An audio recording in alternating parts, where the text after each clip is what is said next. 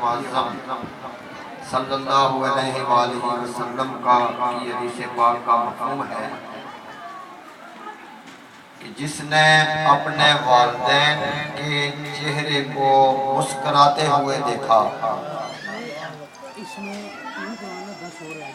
اللہ کریم اسے ایک حج اور عمرے کا ثواب عطا فرماتا ہے۔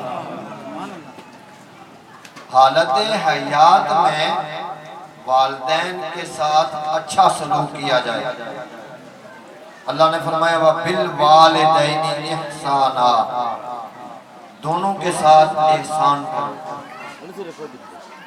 اور جب دنیا سے چلے جائیں تو اولاد کا یہ حق ہے کہ ساری زندگی حیات میں والدین اس کو دعائیں دیتے رہے، تو جب دنیا سے چلے جائیں تو ان کے لیے دعائیں مغفرت کریں۔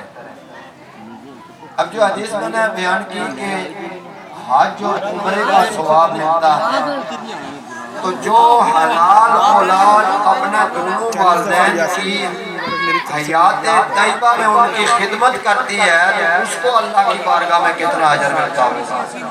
اللہ تعالیٰ جن کے والدین ہیں انہیں سلامتی عطا فرمائے، اور جن کی اولادیں ہیں انہیں نیک بنائے، اپنے والدین کا مطیع و فرمانبردار بنائے، اور جن کے والدین میرے بغیر اس دنیا میں موجود نہیں، اللہ تعالیٰ ان سب کی مغفرت فرمائے۔